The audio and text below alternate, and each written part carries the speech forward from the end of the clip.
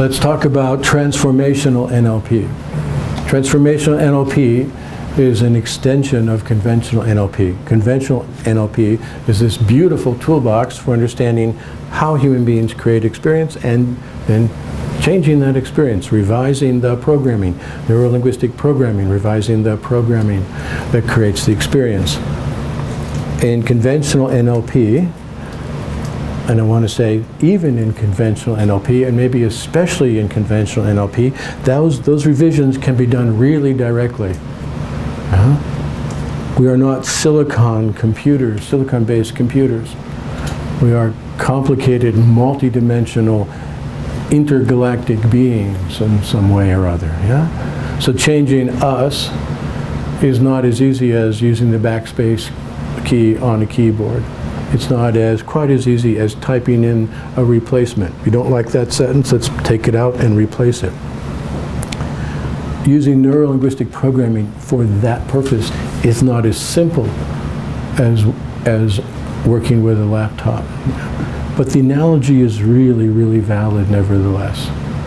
Compared to conventional change work, being able to directly rewire, repattern, reprogram things is an extraordinary capability.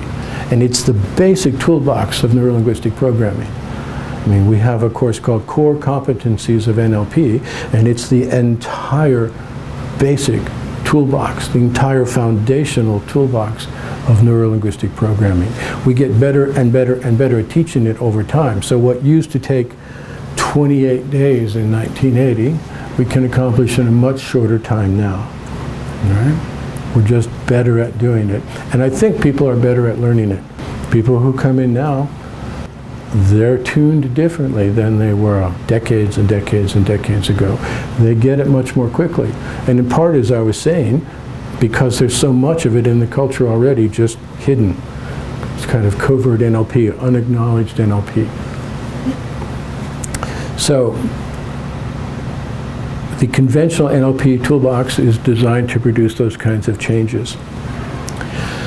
It's not necessarily designed to do that in a format that respects that experience in the context of the person's whole life.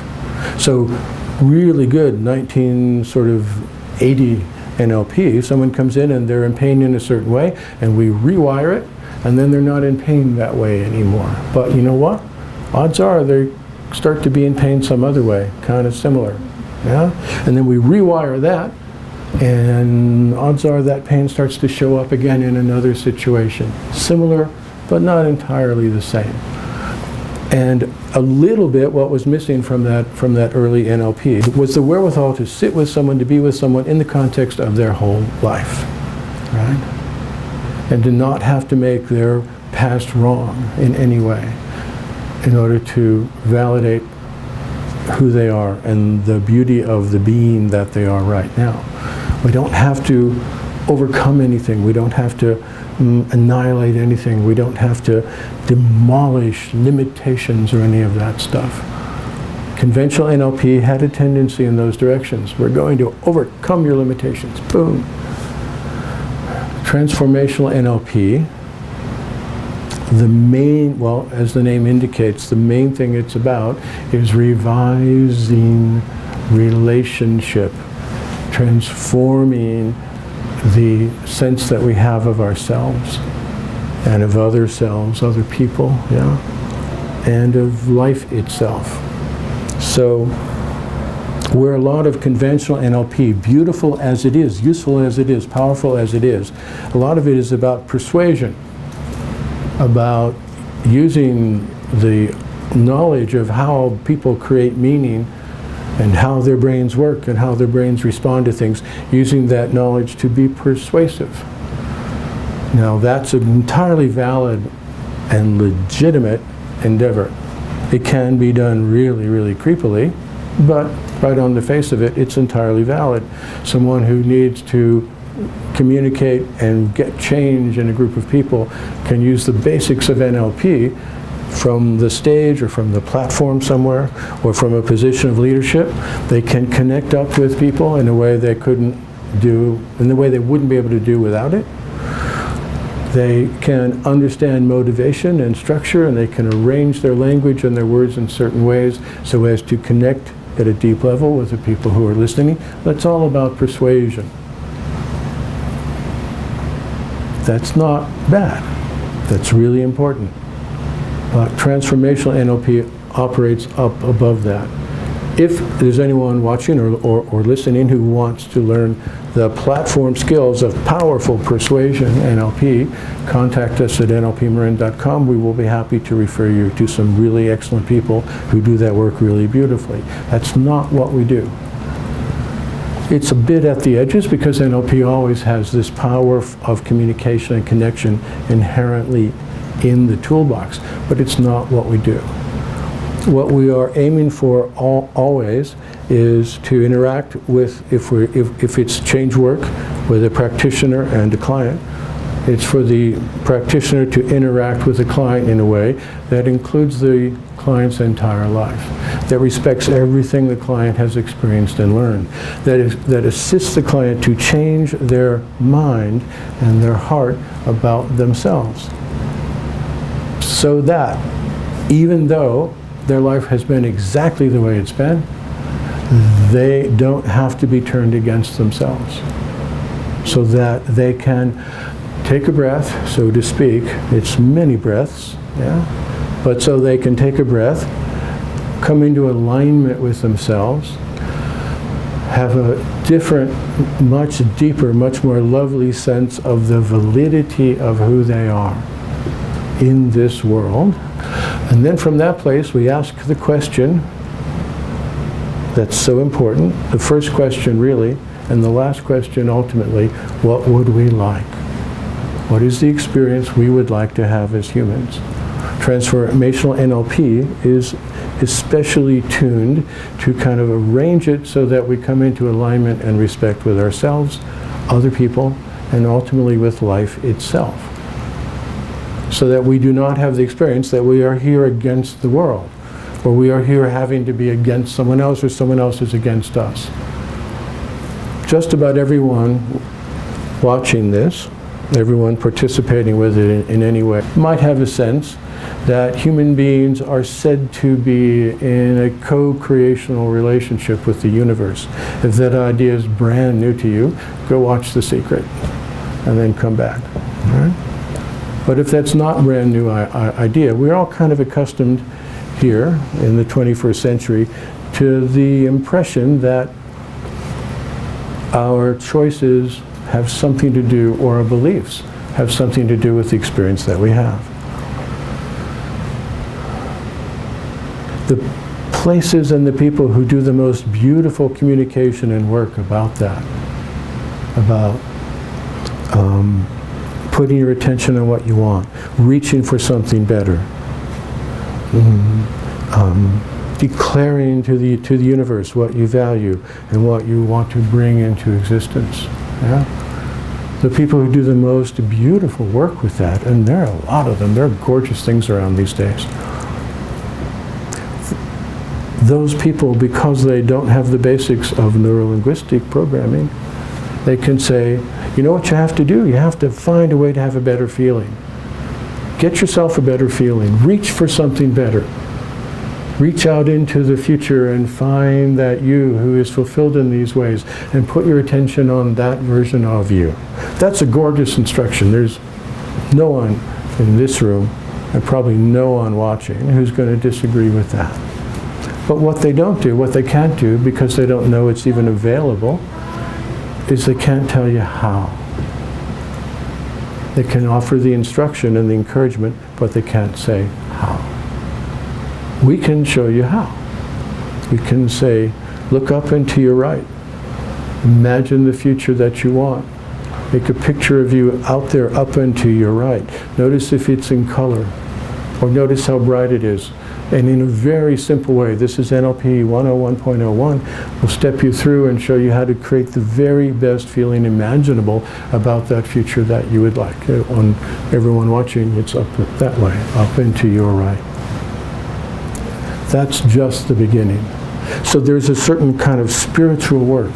There's a certain kind of evolution There's a certain kind of growth and opening to our connection with basically universal processes, universal forces. That's really important.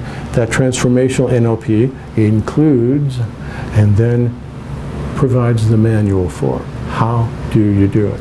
How can we do it? And ultimately what's important to me about this is that it changes our relationship with ourselves.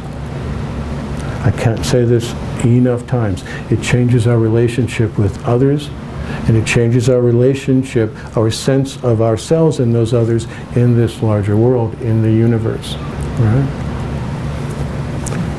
A lot of very well-meaning people get the impression somehow in life that if they limit their well-being, if they compromise their well-being, if they sacrifice having a specific meaning here, if they sacrifice their well-being, they can contribute to the well-being of others and this world. And what transformational NLP is all about is noticing that this does not work. Yeah? The most useful thing we can do for ourselves and our world is increase our experience of our well-being. Now, no one watching this, probably if you're still watching, has criteria to increase their well-being by destroying the well-being of someone else. I rarely sit down with a client and ask the question, what would you like? Because that's kind of the first question.